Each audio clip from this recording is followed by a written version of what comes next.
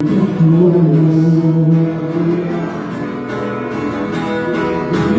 creio no Cristo vencido, cheio de amargura, semblante de Deus. Creio no Cristo de rosto alegre. Eu creio no Cristo que é vencedor.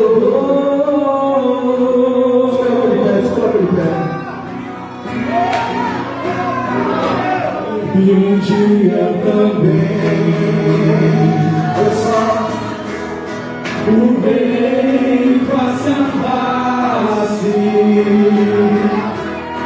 e assim eu creio, pela minha fé.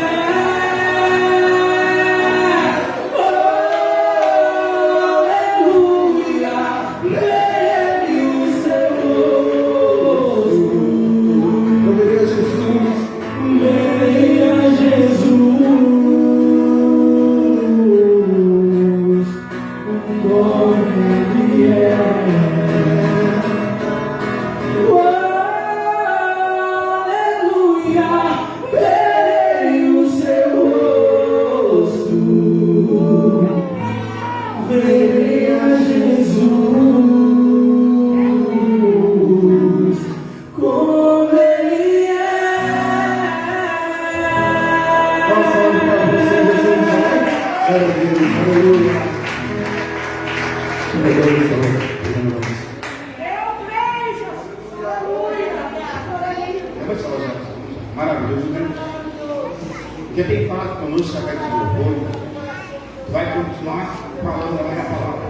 Usa teu filho como instrumento, uma ferramenta, vai continuar falando a tua igreja. Eu creio com as bênçãos desta noite sobre a tua igreja, em nome de Jesus. Amém. Glória a Deus.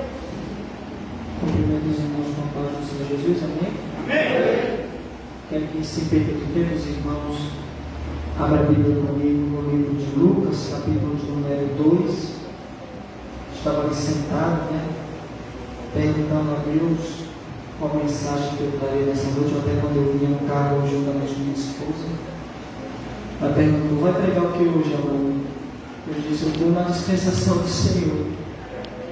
Porque eu leio a palavra de Deus, estudo, oro, mas o Senhor é quem dá a mensagem, quem dá a direção, Ele é quem sabe o que o seu povo precisa ouvir, meus irmãos?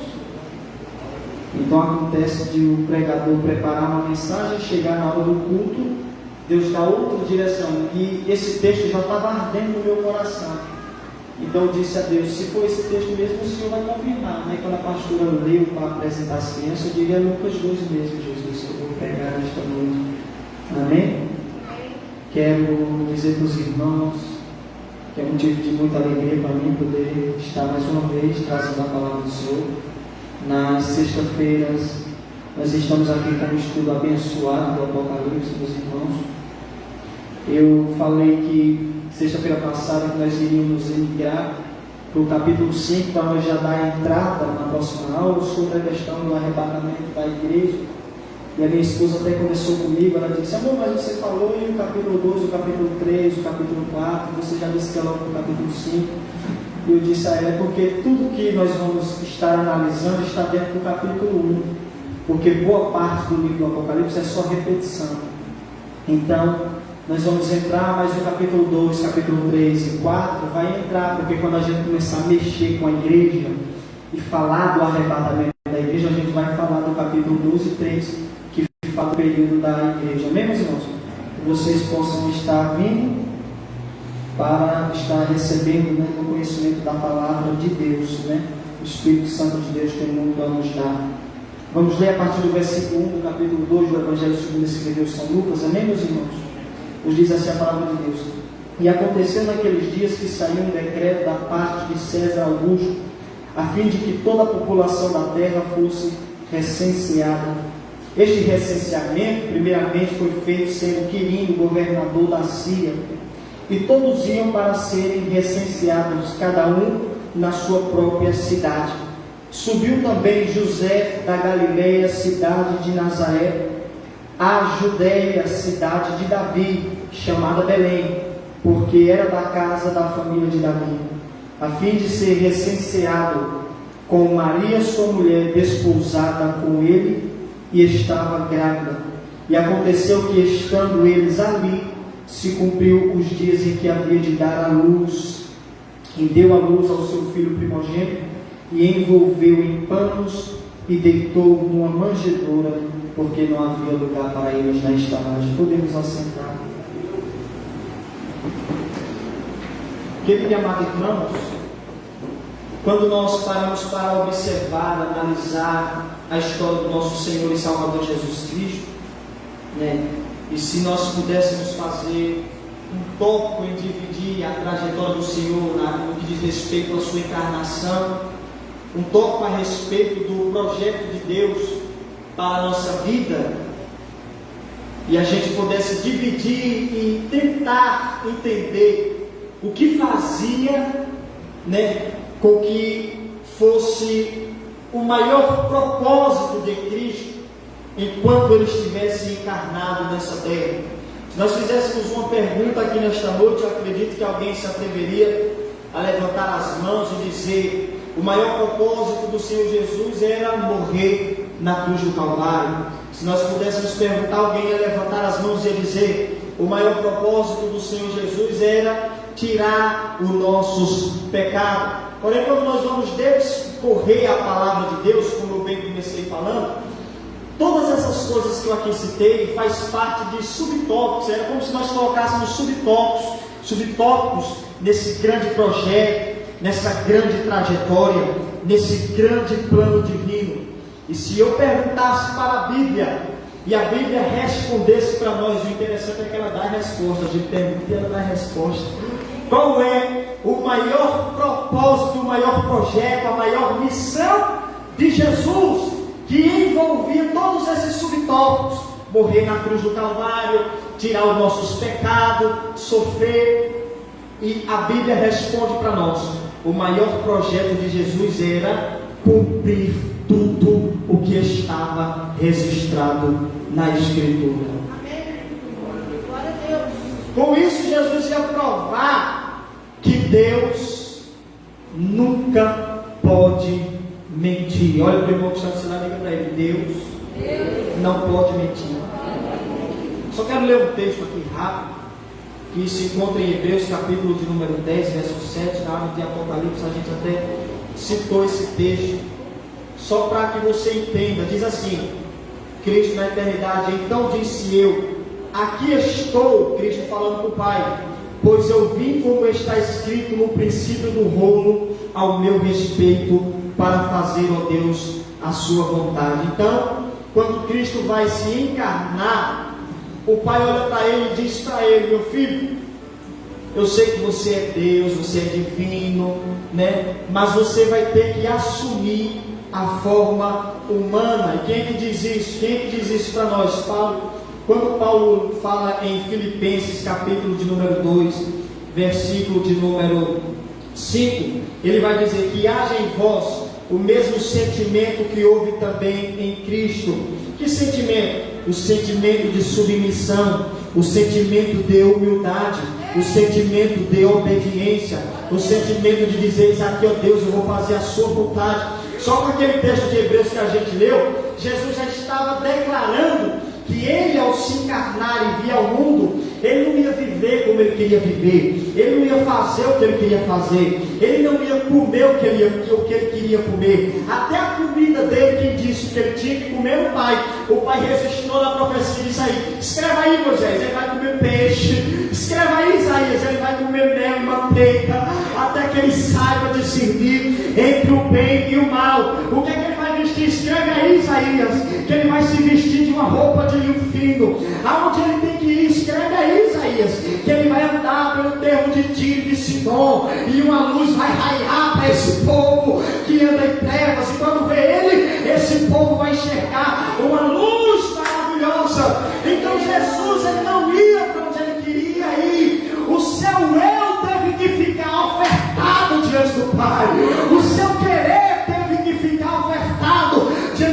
Senhor, então Paulo está dizendo que haja em vós esse mesmo sentimento, o sentimento que houve em Cristo, de fazer o que o Pai quer, de se dedicar ao que o Pai quer, de obedecer cada detalhe da Escritura, porque cada detalhe da Escritura falava dele, testificava dele. A Escritura dizia como ele tinha que viver, como ele tinha que morrer, como ele tinha que se comportar, como ele tinha que falar, como ele tinha que pregar. Eu já abro um parênteses aqui nessa noite para dizer, irmão, que esse evangelho que eu ando pregando por aí, que você vem para a presença de Deus e vive como você quer, não é o evangelho da Bíblia, porque o evangelho da Bíblia é o evangelho da renúncia.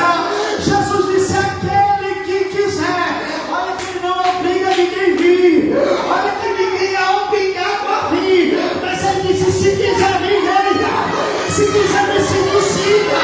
Agora eu exijo uma coisa: negue-se a si mesmo, tome a sua cruz.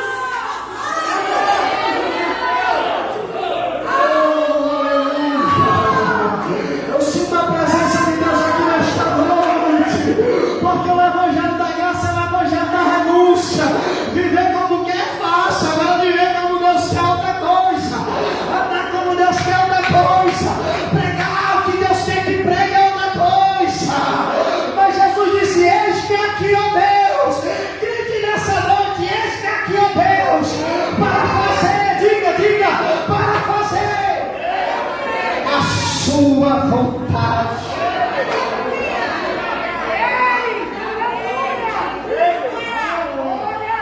Aí Paulo diz: porque ele, verso 6, sendo em forma de Deus, ele não teve por usurpação ser igual a Deus. Isso aqui é terrível.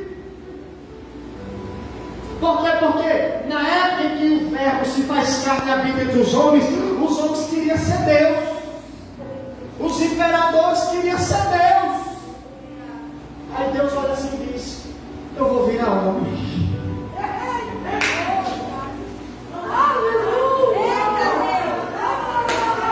O homem quer ser Deus, eu vou virar homem. Porque teve um homem na terra que, quando começou a passar pelo vale da sombra e da morte, ele olhou para Deus assim e disse: Deus, o Senhor é Deus, e ser Deus é fácil. Eu queria ver o Senhor ser homem como eu, passar o que eu estou passando, viver o que eu estou vivendo.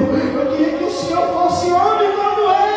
Aí Jó começa a orar, né? Estou falando de Jó. Aí ele começa a orar: quem dera que ele me desse um advogado que intercedesse por mim diante do Senhor, que fosse comigo no tribunal diante do Senhor. Aí já estava pedindo o Espírito Santo e Jesus Cristo, velho encarnado. Aí o pai olha assim e diz: ele está falando a verdade.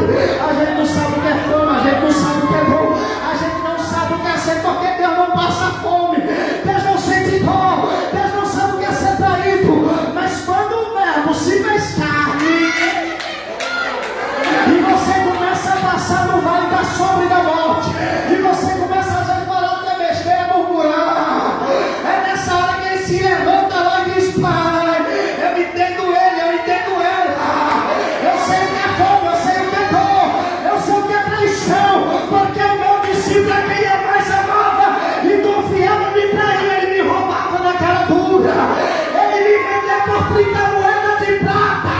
Ela está assim, meu pai, porque ela foi traída. Ele está assim, meu pai, porque ele foi injustiçado. Entregou o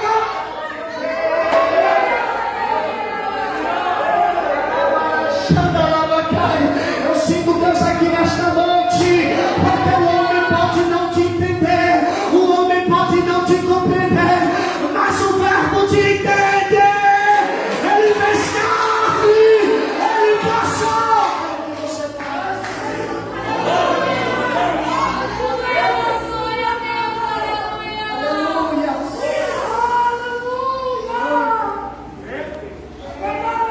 Antes despojou-se dos atributos de si mesmo.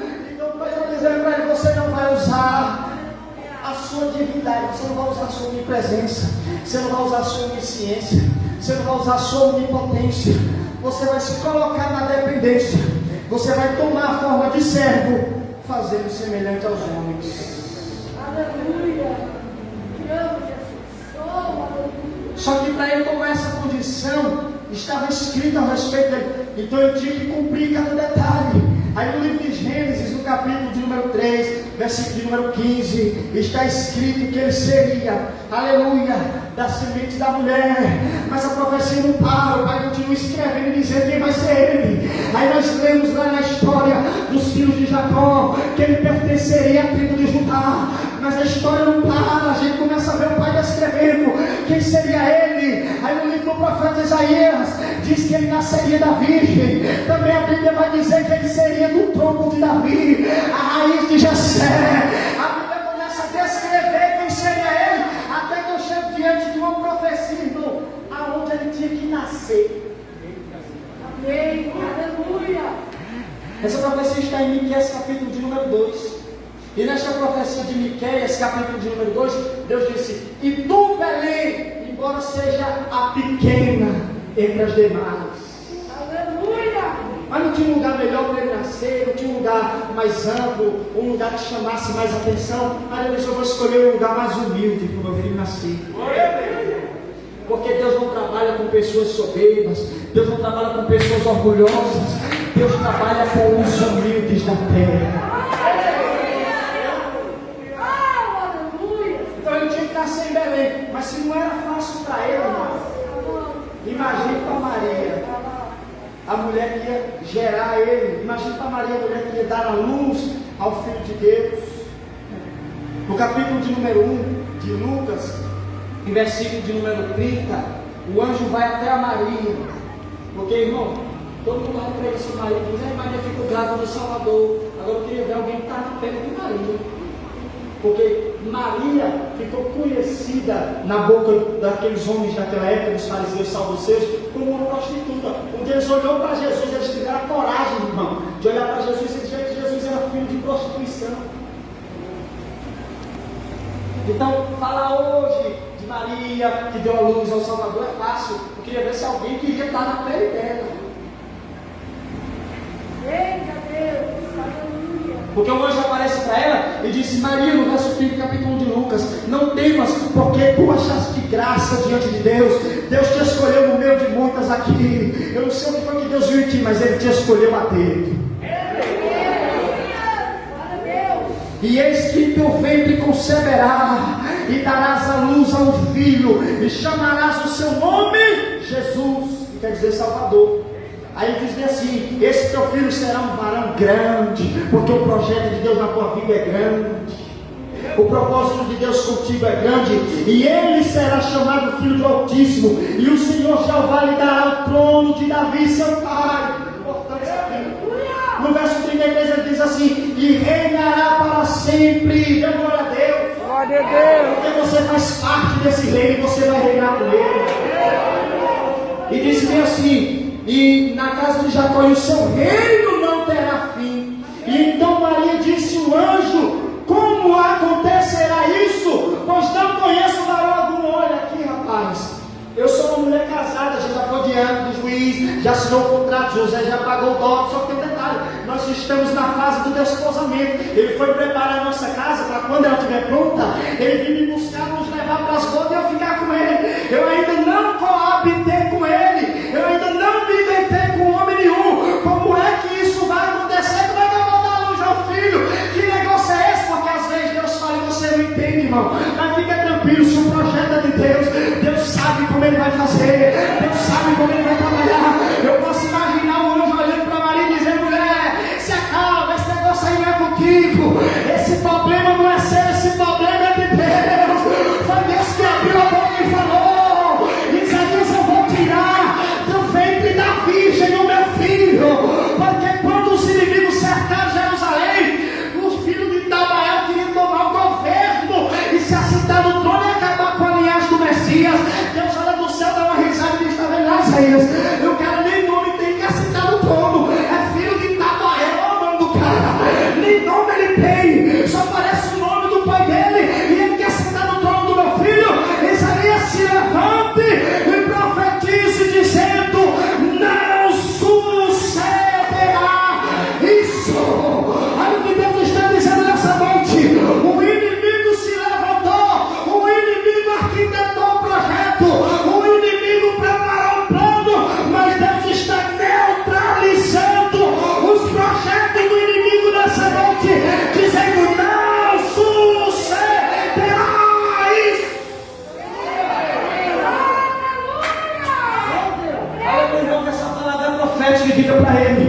Deus está neutralizando o projeto do adversário. Deus está neutralizando o projeto do adversário. Quem sabe Satanás está querendo acabar com a sua geração, mas Jesus está dizendo nessa noite, através do Espírito Santo: a sua igreja fica tranquilo, a sua geração não vai perecer, a sua família não vai perecer, a sua casa não vai perecer. Sabe por quê? Porque esse trono da sua vida não é de Tabael. E Tabael era o filho de uma prostituta, e Deus disse: se vem da prostituta, eu arranco da virgem para mostrar que eu sou Deus. Eu tiro do ventre da virgem. Aleluia! Oh, glória. Então hoje está dizendo para Maria: não se preocupe não, que esse problema aí nasceu. Esse problema aí é de Deus, né? Que Abraão que disse que ia tirar da virgem. Então o anjo disse para ela: descerá sobre ti o Espírito Santo, a virtude do Altíssimo te cobrirá. Por isso o santo de ti que há de nascer será chamado Filho de Deus. Mas diga comigo, ele tinha uma profecia, que ele tinha que nascer em Belém. Só que a mãe dele estava morando em Nazaré. Era o sentido contrário. José estava morando em Nazaré. Era o sentido contrário. Mas quando Deus quer cumprir uma promessa, Ele modifica reinos, Ele move rei, Ele move rei. Ele vai lá no coração de pedra do homem, torce e bota esse projeto dele para se concretizar. Porque Deus teve que usar um rei ímpio, um governador, melhor dizendo, um governador ímpio. Eu não sei quem Deus vai usar, irmão, eu só sei que a bênção vai chegar na porta da sua casa. Quando Deus quer abençoar, Ele usa povo, Ele usa ímpio. Ele usa quem Ele quer para dar vitória ao seu ser. Aleluia! Glória a Deus! Deus de maravilha! Porque Deus está no controle da história. Deus está no controle da situação. E Ele começa a movimentar reinos.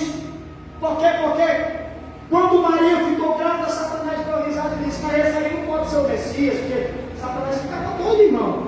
Porque ia nascer um que ia ferir a cabeça dele. O que mais ele queria ter a cabeça dele ferida. Então ele ficava observando, botava os demônios dele de vigia, observando, porque ele tem os demônios de vigia dele. E os demônios de vigia dele ficavam observando que só aquela mulher diferente, que um anjo desceu na casa dela, deu para a gente saber que a glória é muito forte, a gente não chegou lá, não deu para ouvir direito o que era. Mas ela está grávida aí. Mas Satanás ficou observando Maria. Mas Satanás conhece a Escritura. Diga comigo: Satanás conhece a Escritura. Então ele tentou Jesus usando a Escritura. Então Satanás dizia: peraí, tem uma profecia. Se ele é o Messias, ele tem que nascer para mim. Mas agora em Nazaré, já está no nono mês. Se ela der a luz aí em Nazaré, está tudo resolvido. E não é ele, não precisa nem me preocupar.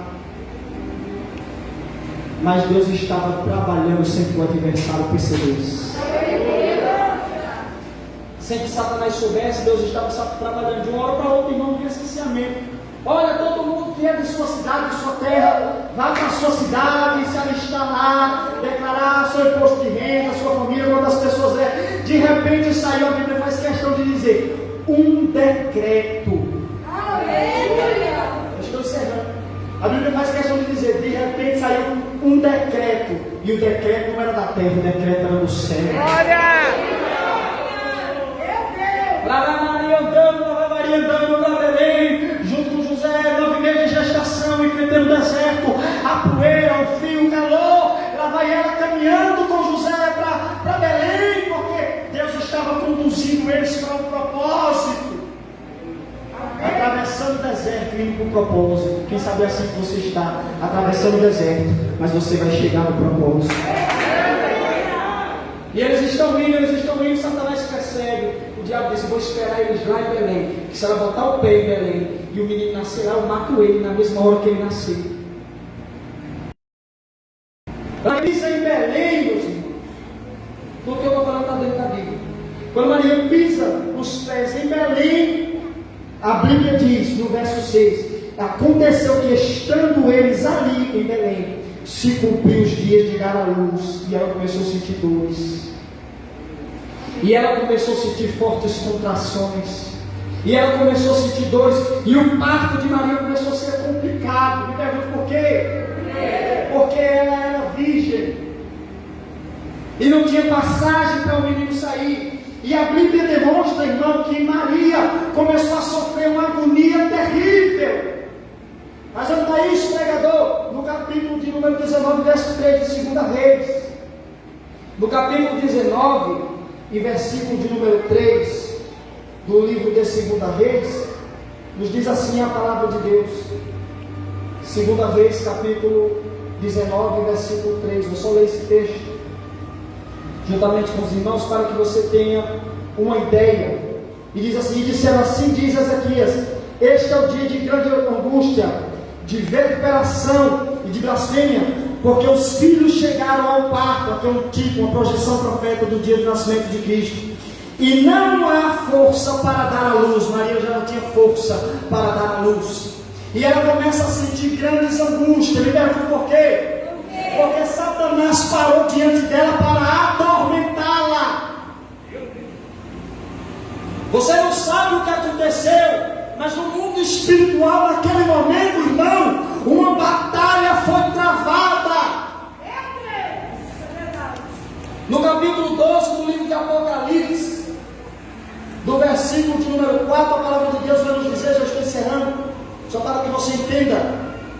No versículo 1 e 2 nós temos assim: e viu-se um sinal no céu, uma mulher vestida de sol, que é o tipo de Israel, e a luz estava debaixo dos seus pés, tinha 12 estrelas sobre a sua cabeça, e estava grávida, clamando com dores de parto, sofrendo a ânsia de dar à luz. A projeção profética agora vai para Maria, a mulher por quem aquele vai dar à luz ao Messias. No verso 4 diz assim, falando do dragão: a sua cauda arrastou a terça parte das estrelas do céu, lançando sobre a terra. Isso aqui é a rebelião de Satanás no passado.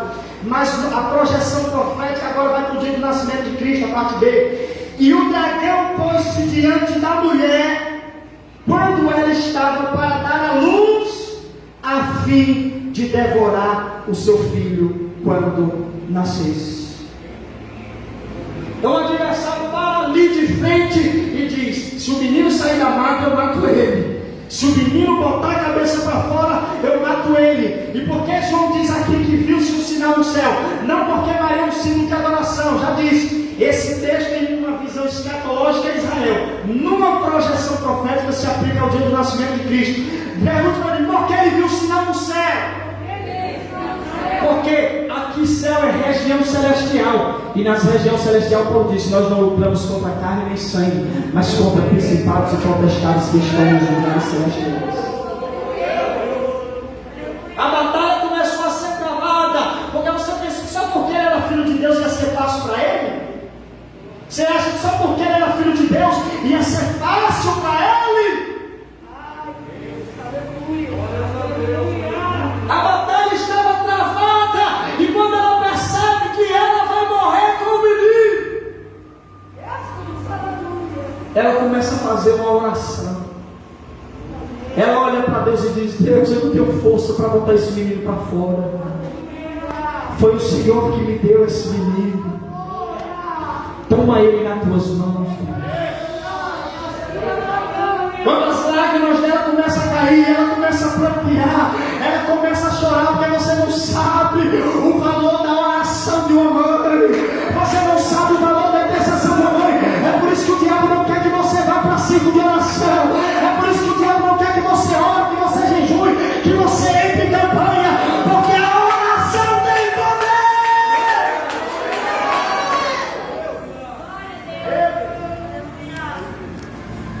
Onde é que está isso? No Salmo 22. No Salmo 22, Deus está falando nessa noite que as suas orações têm chegado diante dele. Deus está falando nessa noite: não se preocupe, a tua oração você tem coberto, a sua casa de oração, de intercessão, você tem guerreado, tem batalhado pelos céus, e Deus está dizendo: eu vou entrar em peleja contigo. Nessa peleja não tereis que pelejar. Aleluia! Glória a Deus! No Salmo 22, eu estou encerrando. Glória a Deus. E versículo de número 10. Sobre os teus braços fui entregue antes de nascer. Era Maria dizendo: toma esse menino nas tuas mãos. Parece que eu estou ouvindo você dizendo: toma meu filho nas tuas mãos, Deus. Toma minha filha nas tuas mãos, Deus. E Deus está dizendo: eu estou indo lá, eu estou indo lá, eu estou indo lá. Você está clamando aqui, eu estou indo lá. Você está orando aqui, eu estou batalhando lá. Você está intercedendo aqui, eu estou guerreando lá. Então Deus grita, irmão, lá no céu. Deus grita e diz: querubins, anjos, peguem suas carruagens, desçam agora na terra. Pegue o meu trono, desça agora na terra. Porque Senhor, porque Satanás parou diante de Maria para matar meu filho. Mas eu vou dar um chute no dragão, vou jogar ele para lá, vou fazer o parto do meu filho.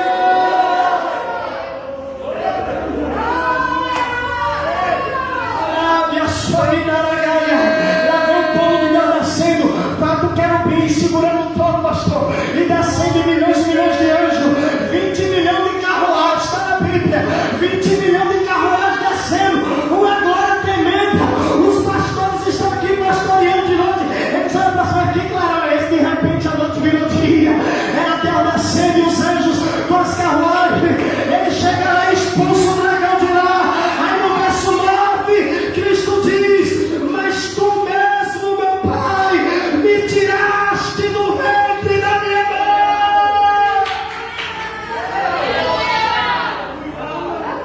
Oh, meu Deus, tu me tiraste da madre, tu me arrancaste do ventre. E esse texto aqui no original quer dizer: tu me pariste. O próprio pai fez um parto, o próprio pai foi lá e disse: o meu filho não vai morrer agora. A minha promessa não é para agora, é para a cruz. Ele tem que cumprir o propósito da cruz. O projeto de Deus não vai morrer. Satanás não vai acabar com a tua promessa. A mão de Deus está aí, meu céu encontro. Eita glória! Aleluia a Deus! Glória a Deus! Eita, balabachoreba! Olha para o irmão que está do seu lado, diga para ele: a mão de Deus está vindo ao seu encontro para fazer o que você não pode fazer. Aleluia!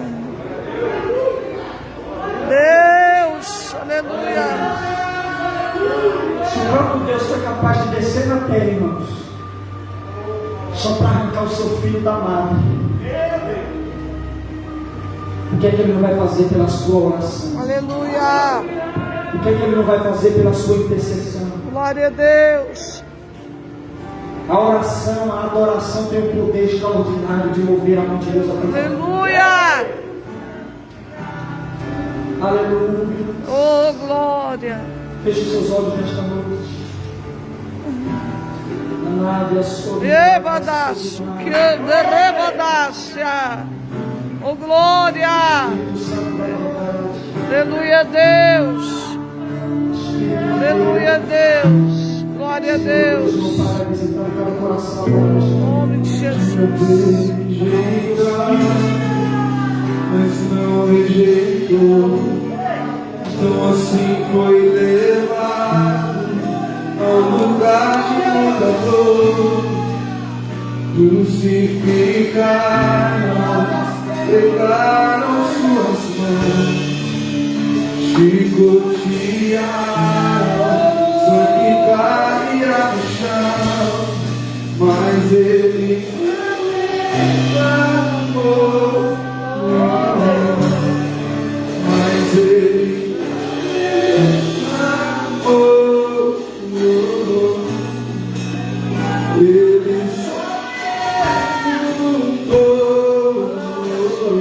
Levanta sua voz para orar. em algo.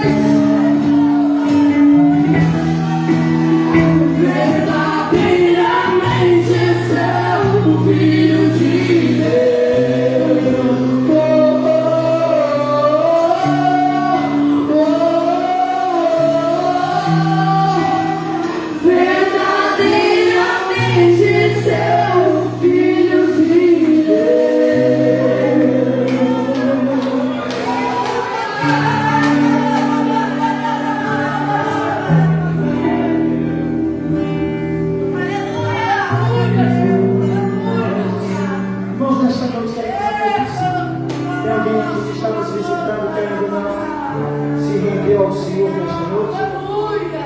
E quem entregar a sua vida a Jesus, sai do seu lugar e vem aqui à frente para nós estarmos orando por você.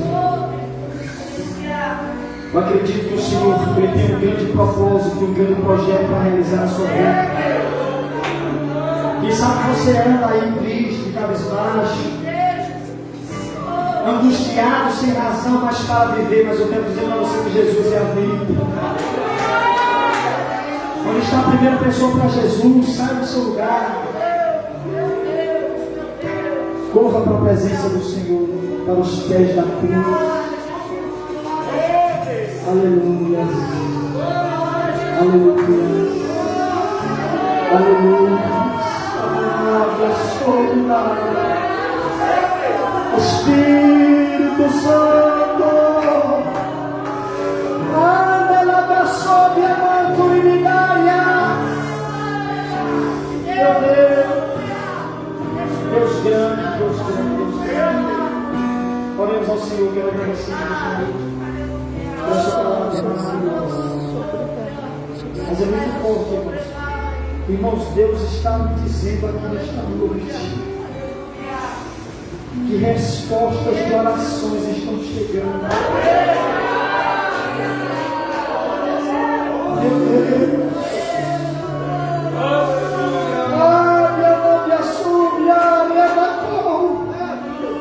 E Deus está me dizendo que há orações que você já viu há muitos dias batalhando. Há muitos dias batalhando. Hoje a resposta está descendo.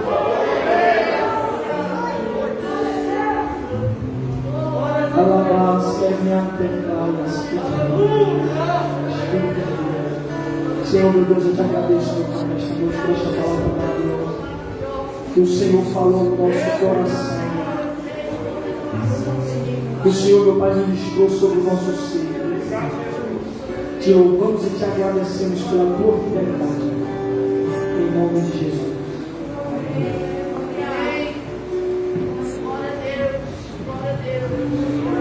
Tome assento, irmãos. As crianças, ouve as crianças. Glória a Deus. Glória a Deus.